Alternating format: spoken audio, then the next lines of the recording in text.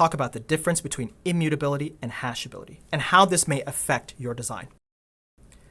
We know that the keys of a dictionary and the elements of a set must be hashable. Therefore, it's okay for the keys of a dictionary to be string values, which are hashable. The elements of a set can be string values. We can make the keys of a dictionary a tuple, also hashable. We can have a set of tuples, but we cannot have a dictionary that contains lists as its keys or a set that contains lists as its entries, because lists are not hashable. This even leads to some clumsiness where, even though mathematically people talk about sets of sets all the time, in Python we cannot have a set of sets because sets are not hashable. We have to have a set of frozen sets, which is just a little bit clumsier.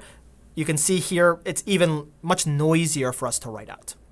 Similarly, if we want to have a dictionary where the keys are sets, well, we can't do that. We have to make them frozen sets, which then makes this syntax a lot clumsier and even makes the syntax for retrieving an element from this thing just a little bit clumsier. But really, we don't have much of a choice. This is really all we can do because sets are not hashable.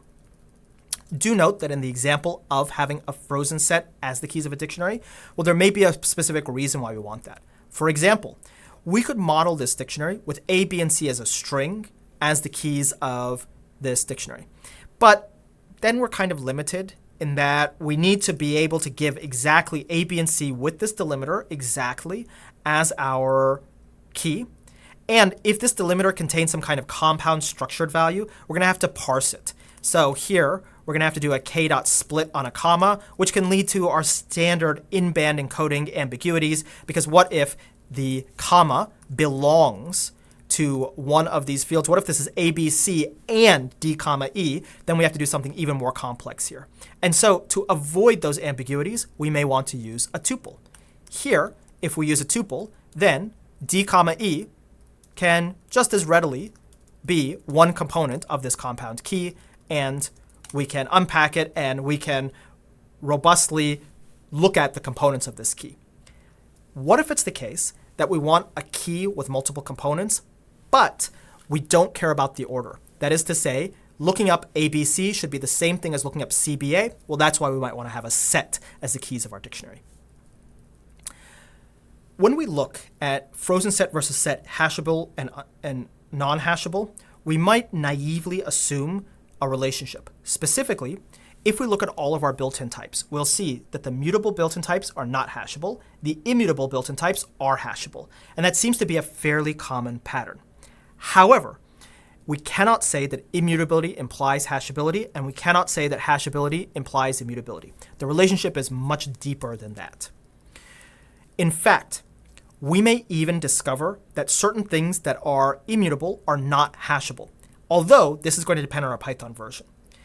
It's the case that a slice object is not mutable. We cannot change the concept of a slice object. It is clearly immutable. But in Python 3.11, we could not could not hash a slice object. In Python 3.11 and later, or rather 3.12 and later, we can. This is something that was very recently added to Python. But for most of your code that's probably running in Python 3.11 or thereabouts, or needs to support Python 3.11 or thereabouts, it is the case that you cannot hash the slice, even though it's immutable. Now, you could say that this is a consequence of syntactic ambiguity, and there's not really a good reason why the slice shouldn't be hashable. You might say that what they're doing here is they're trying to distinguish between two modalities, basically a lookup with a sliced lookup, some kind of range lookup, versus a single element lookup. And in this case, we can't quite distinguish these, but for pure Python, for the dictionary, it doesn't really matter. It's never the case that we actually ever do a range lookup. That doesn't exist on a Python dictionary. And this kind of makes sense why in Python 3.12 and later, we have the ability to hash slice objects and we have the ability to put them into dictionaries. However, do note that this has a material consequence to tools like pandas, where the pandas equivalent of the dictionary, the pandas series, now works a little bit differently in Python 3.12 than it did in Python 3.11 and earlier. For example, in Python 3.11, we could not create a pandas series where the index contained slice values. This was not valid. And if we, of course, install pandas, you'll see that change here. Whereas in Python 3.12, we can. However, in Python 3.12, we have an unfortunate ambiguity here, which is this slice lookup here and this lookup with the slice object, we're not distinguishing between a lookup that could return multiple rows of this structure, that is to return the entire structure, or a lookup that looks up one individual value. And so here you can say, is slice of none looking up just this one row, so it's equivalent to .lock of none, or is it equivalent to the colon? Well, it's equivalent to the colon here, and this is clearly going to be ambiguous, and this could lead to code that maybe you're not quite sure what's happening if you're just eyeballing it. Additionally, note that just because something is immutable doesn't mean that we cannot hash it, because we can implement how hash works. So here we have a mutable object, and we can implement how hash works. We can make it hashable. Now, we might say, well, just because you can implement it doesn't mean it's a good idea. And so this still seems to suggest that other than some weird corner cases, hashability and immutability are very closely linked. And indeed they are. But I want to share with you what the nature of that linkage is, and I want to share with you how much deeper that linkage goes and what that linkage can show us, what that relationship can show us. Let's think about how we might hash something. We can either hash something by its identity, or we can hash something by its value, by its equality.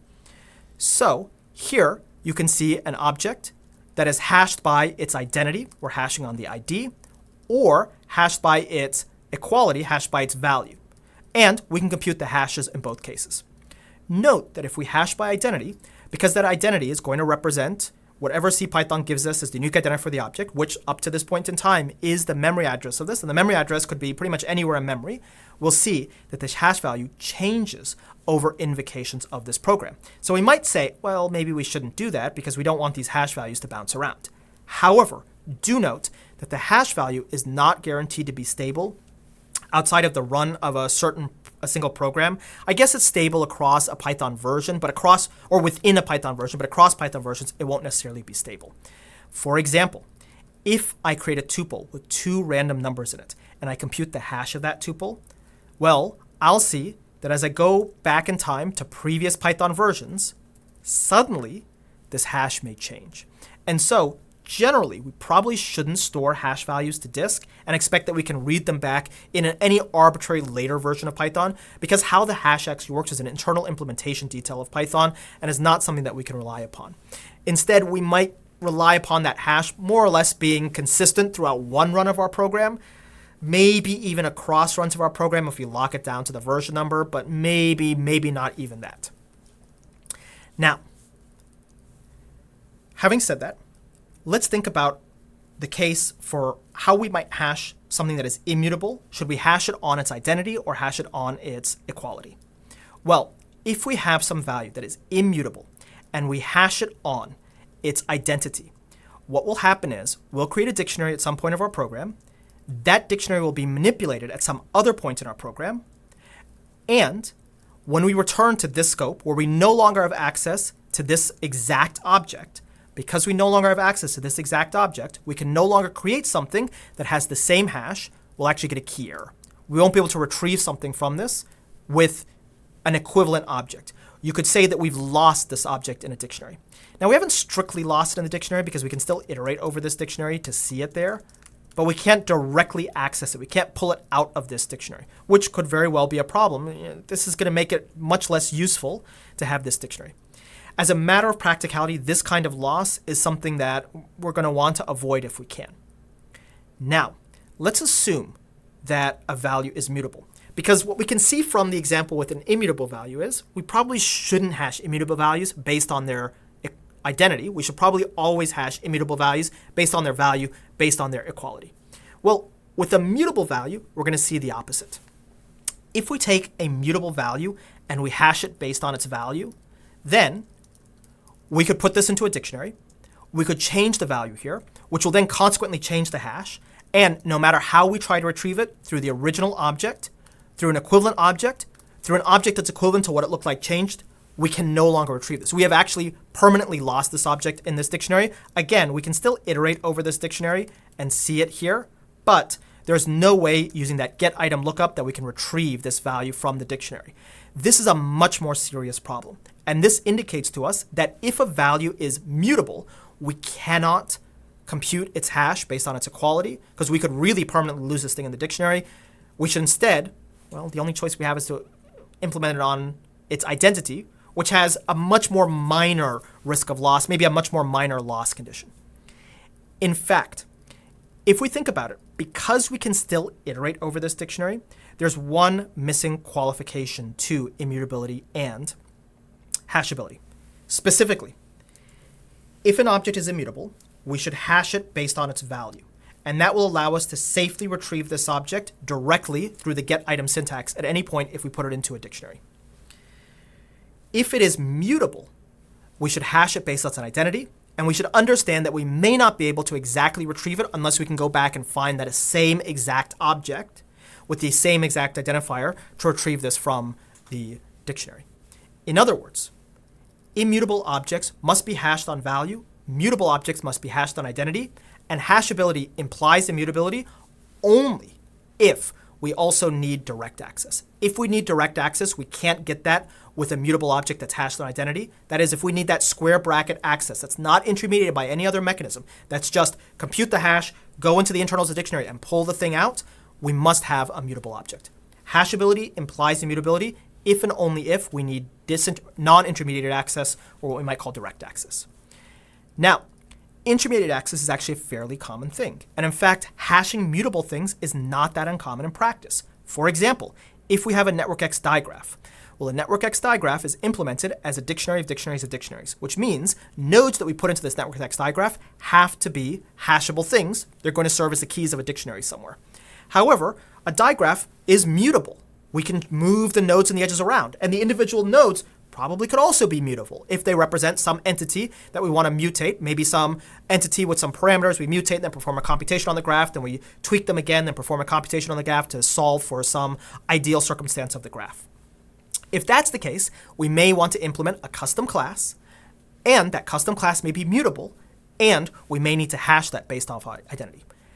And note, this is not such a big deal because likely what's going to happen when we use this network X digraph is the only times we interact with the nodes in this network X digraph, we're going to be intermediated by things like for G or for N in G.nodes, or we'll have a reference to the original node somewhere else. We'll always go through some mechanism that allow us to iterate through the contents of this network X digraph, and thus we no longer need this direct non-intermediate access. Alternatively, we might even create our own intermediate access mechanisms. For example, here on my subclass of the network X digraph, where all I've done is added in the ability to pull out my custom node type by name, I have a descriptor here that implements getItem that just iterates through all the values. This should probably be cached, but for now I'll leave this as live computed, and finds the corresponding node with the corresponding name. Generally, we say that it's not safe to store IDs long-term in structures. And so you might say, well, using a hash that's based off an ID is more or less the same thing as storing the ID, so that might not be a good idea. However, do note the qualification that storing the ID in a structure is safe if it is stored along the same lifetime as the object itself, which is guaranteed to be the case for a dictionary or a set, because the hash is only going to be used to find out where you put the object in the dictionary or the set, but the dictionary set's going to have a strong reference to the underlying object. So as long as that hash is valid, as long as that object is around, the entry will be there, the hash will be there, the ID will be there. That ensures that they're all tied together. Also, do note that when you do lookups in dictionaries or sets, you first try and figure out where the object is supposed to be. You do a little bit of probing. And then when you find the thing that you think is the right candidate, what you're going to do is you're going to do an equality check at the very end. That equality check at the very end also has an interesting consequence. We can have a dictionary containing floating point values as its keys, but we cannot have a float nan as the key of a dictionary. Because what will happen is we'll compute the hash of this float nan, we'll put it into the dictionary. When we try to retrieve this with our direct access, we'll find what we think is supposed to be the thing we want. We'll do an equality check at the end. The equality check will say false because float nan is not equal to anything, not even itself, and it will give us a spurious key error. Here we can see a very odd circumstance where if this were any other floating point value, it would be fine, but the float nan gets us into trouble. Thanks for watching. If you enjoyed this video, give it a like, hit subscribe, and check out the recommended video on the screen. See you in the next one.